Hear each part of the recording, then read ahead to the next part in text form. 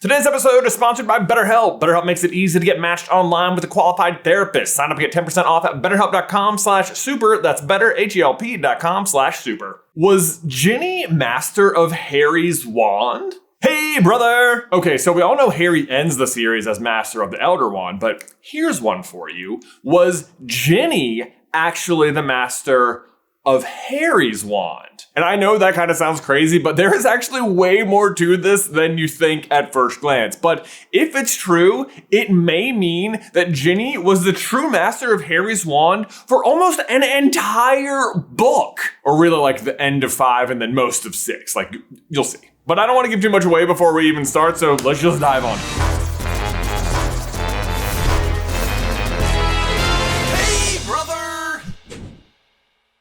Before we dive in, I do want to give a shout out to Flatline1914, who left us a review over on our podcast through the Griffin Door, asking us this question. And when we dove into it, we were like, you know what? There is a lot to this. So thank you for doing that. Thank you for leaving a review. And if you do, that's a good way to get us to answer a question on the podcast through the Griffin Door, our weekly read through and analysis of the Harry Potter series. Check it out. Okay, so let's review how wands changing masters work, because it's not really until book 7 that we get an inkling that this can even happen, and yet it ends up being a massive plot point for the final battle. Our introduction to the idea comes when Harry is talking to Ollivander in Shell Cottage and asks him whose wand they are now in possession of, and he responds, Mr. Potter, hawthorn and unicorn hair, 10 inches precisely, reasonably springy. This was the wand of Draco Malfoy. Was, repeated Harry. Isn't it still his? Perhaps not, if you took it. I did. Then it may be yours. Of course, the manner of taking matters. Much also depends on the wand itself. In general, however, where a wand has been won, its allegiance will change. Now, we here at SuperCarlinBrothers definitely contest this point a lot, like whenever we go into our who's the true master of the Elder Wand mode, just see our published works here. But for the sake of today's video, we're just gonna go with it, as it is heavily implied in the canon that is the explanation. Because if it's not the explanation, then our hero is just, wrong about the most key detail and the most vital moment of a 7-part book series we'd all been reading over the course of 10 years. To refresh you though, here's what happened between Draco and Harry that ultimately does cause Draco's wand to recognize Harry as its new master. Harry and friends are in the midst of escaping Malfoy Manor, and Harry physically snatches the wand out of Draco's hand.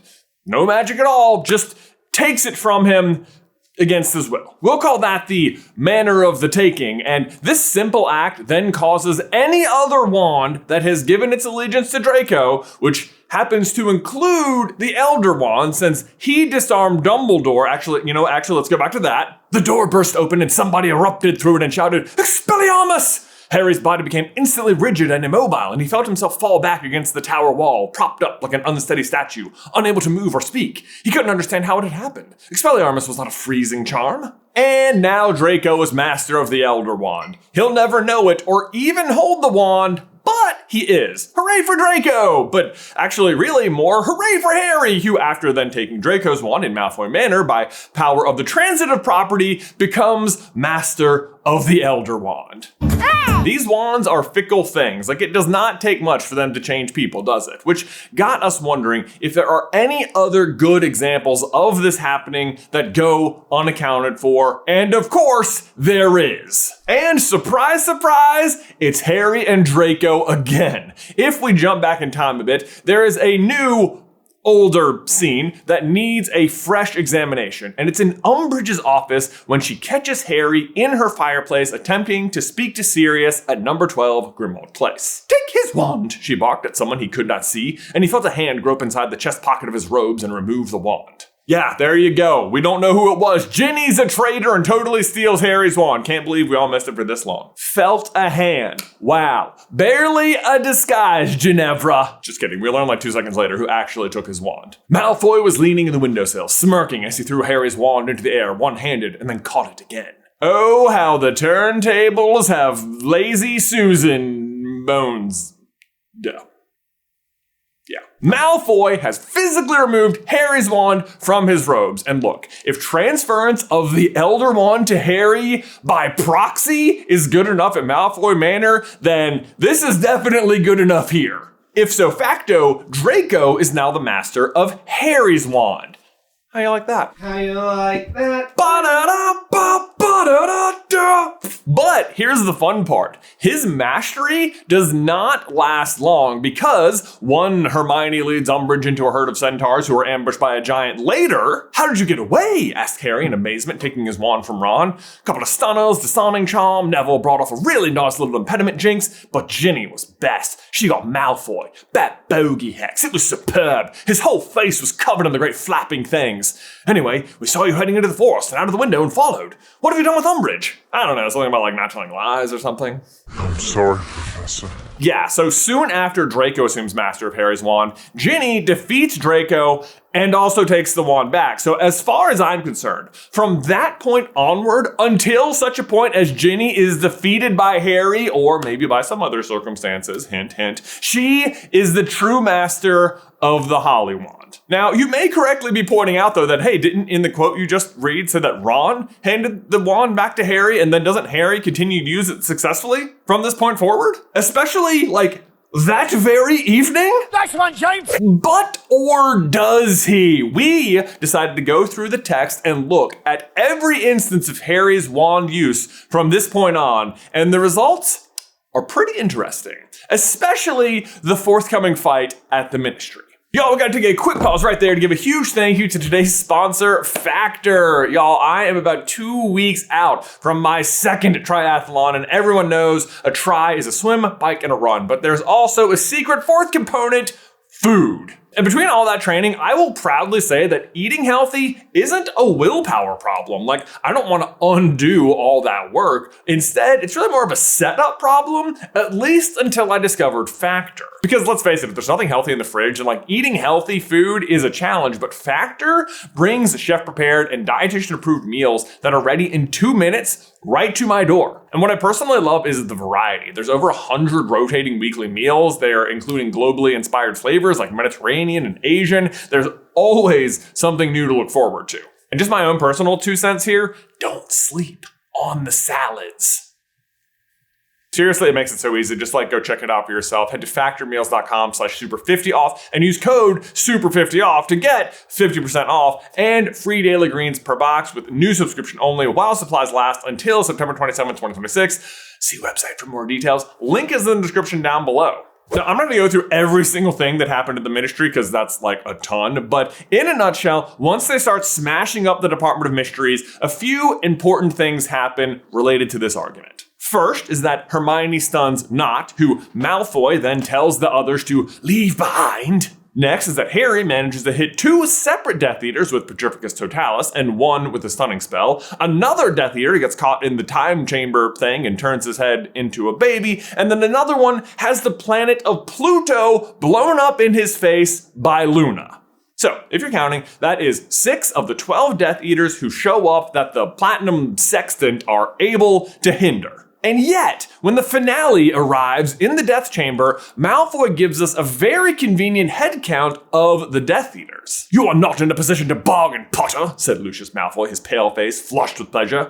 "You see, there are 10 of us, and only 1 of you. Or hasn't Dumbledore even taught you how to count?" So Harry and friends knock 6 of them down, but 4 of them recover and rejoin the battle. The question is, which 4? Well, I think we can say for certain that Babyface Man is just out of the fight. Like, there's definitely no time to fix him up. You guys get that, right? Because no time, because of the time, you get it. On the other hand, we can also safely assume that both of Harry's Petrificus Totalis victims rejoin as well, as at least one of them is confirmed right here. The Death Eaters all halted, gazing at him. Some were panting as hard as he was. One was bleeding badly. Dolohov, freed of the full body bind, was leering, his wand pointing straight at Harry's face. So now we have an issue. Our remaining candidates are 2 stunned Death Eaters and 1 planet to the face Death Eater. And it would be easy to say that the Pluto man is just out, because, you know, like, planet to the face. You throw another moon at me. Moon, Tony, okay, it's a planet, okay? Or it was a planet, It's just like a dignified rock really far out there. Poor Pluto. But here's the thing. How far away could Luna have even been from this Death Eater? Because the Death Eater in question had just grabbed Ginny's ankle, meaning that Ginny was as close to Pluto as the Death Eater was, and she's fine. Well, I mean, she has like a broken ankle, but Luna herself and everyone else who was in the space room comes out fine. So while I don't doubt that it caused a massive diversion, I don't think the destruction of Pluto incapacitated that group of Death Eaters either. Meaning that we have 2 stunned Death Eater candidates left. One stunned by Harry and one by Hermione, and only one of them gets up. Now, the book does not specify which Death Eater Harry stunned, but we do know that the other 2 people he attacked got back up. And we know that Hermione stunned Nott, who was then not mentioned again for the rest of the chapter. So the way that reads to me is that Hermione's stunned person stayed down. Stupefy! Harry's stunned person got back up. And therefore, every single one of Harry's spells that night was less effective than it should have been. And it doesn't stop there. Listen to this. "Defendo!" yelled Harry, trying to sever the feelers wrapping themselves tightly around Ron before his eyes, but they would not break. Ron fell over, still thrashing against his bonds. Look at that.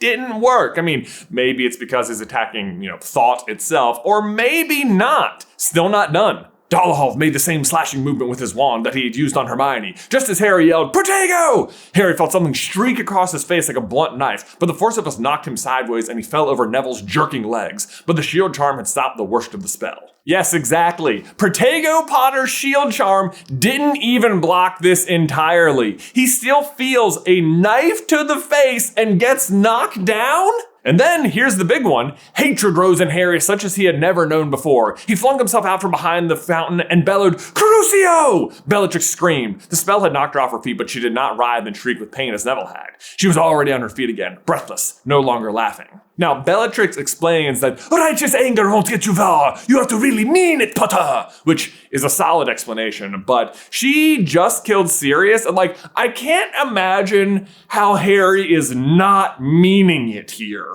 especially given the pattern that's emerging where none of his spells are working at full force. But then comes the moment that really sold me on this whole theory, which happens after Voldemort shows up. "I have nothing more to say to you, Potter," Voldemort said quietly. "You have irked me too often for too long. Avada Kedavra!" Harry had not even opened his mouth to resist. His mind was blank, his wand pointing uselessly at the floor. Pointing uselessly at the floor. Excuse me? That is not what's supposed to happen here. No matter Harry's state of mind or sense of direction at this point, if Voldemort points his wand at Harry and fires, Harry's wand should do a very specific thing. Golden fire. That's what happens in the Battle of the Seven Potters, and Harry is even less aware of what's happening there than he is here, but his wand still manages to act of its own accord and protect him. So, what is the difference here? Nothing. Nothing is different unless something is. And that thing is that at that moment, Harry is not the master of his own wand because Ginny is. Boom. Reducto! But, so then you may be wondering, when does Harry ever defeat Ginny? Because that doesn't sound like him. And somehow regain control of his own wand again, because, as I've just said in the Battle of the Seven Potters, the Golden Fire does work. So he must reclaim it at some point before then. And you'd be correct about that. But it takes longer than you think. Not for another, 26 chapters, or what you might call most of Half-Blood Prince, in the chapter Sectum Sempra, where, dare I say, from a certain point of view, Ginny saves Draco's life.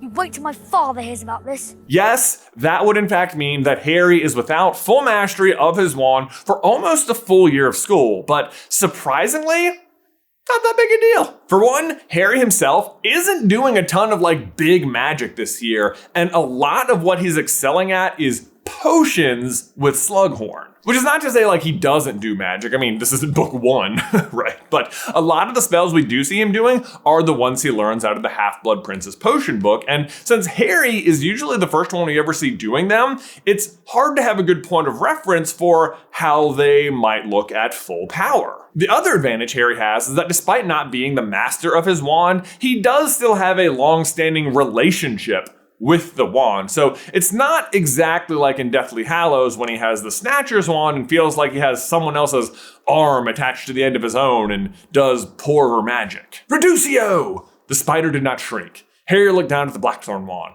Every minor spell he had cast with it so far that day had seemed less powerful than those he had produced with his Phoenix wand.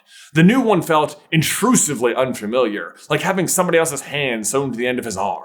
The gray area that exists here is the lessened efficacy is only brought up with the Snatcher's wand, but not Hermione's, which is the wand he's been getting by with since his was broken. So while it might not be at full power, he can manage some magic without extreme hindrance. For example, "Where's my wand?" She looked as though she was ready to wrestle it out of Harry's hands, and he reacted instinctively. "Protego!" The invisible shield erupted between Ron and Hermione. The force of it knocked her backwards onto the floor. Spitting hair out of her mouth, she leapt up again.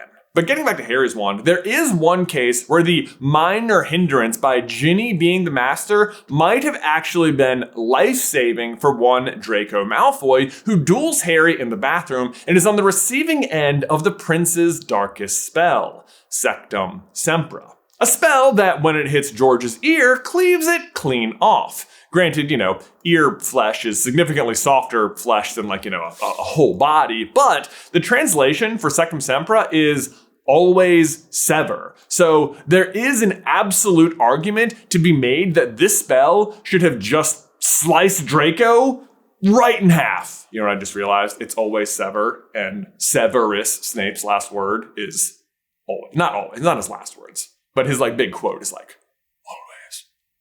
always Severus. Always. How different is the end of Half-Blood Prince if Harry literally slices Draco in half? He's killed me. He's killed me! He sure has! I'm cutting half pretty bad. Yup! But let me tell you, Draco got that duel in the nick of time, because it is not 3 days later that Harry is about to regain mastery of his wand in full, and not how you might think. That's right, he punches Ginny right in the face! How different would the end of Half-Blood Prince be if Harry just punched Ginny? Arguably worse. I'm not sure I could really get behind that. And by not sure, I definitely couldn't. Don't know why I hedged. No, but what happens is that Harry is banned from the final Quidditch match due to and because of, nearly slicing Draco in half like a soft cheese, but Gryffindor manages to win anyway, claiming the cup in the process, and in the euphoria of the post-match party, Harry looked around. There was Ginny running towards him. She had a hard, blazing look in her face as she threw her arms around him, and without thinking, without planning it, without worrying about the fact that 50 people were watching, Harry kissed her. The kiss! Ginny gives herself to Harry, and in doing so, unknowingly gives him back full mastery of his wand. Now, I doubt you were thinking it, but just so I said it out loud, that doesn't mean that Harry defeats her or anything like that, or even that I think Harry is now suddenly the master of Ginny's wand. But also, I think it would be pretty shallow for something as deep as wand lore for it to be true that the only way wands can be transferred is by literal battle. I think that would say something bad about wizard kind in general. The answer is love. Ginny is giving love to Harry, and that gives him his wand back. Love, Harry. It's always love. Granted, full power Harry is going to go into the cave and then, fail to fight a bunch of zombies and then come back to Hogwarts and fail to stop Draco from disarming Dumbledore and then also fail to land any blows on Snape at all. So, good on Ginny for giving him the mastery back, but I feel like he could have done more. We gotta say thanks as always for watching today's video. Don't forget to leave a like on it if you haven't already, and subscribe so you don't miss any future Harry Potter action from us. If you want to get some of your questions answered or just hear us go like line by line through the series, I would super recommend our podcast, Through the Gryffindor. We read a different chapter and then analyze it each week. And we are presently at Order of the Phoenix, nearing the end, sort of about to arrive at the Ministry. If you just want to jump in right there, you don't need to like listen to the whole thing to understand what's happening. But otherwise, until next time, remember, ducks go in cups.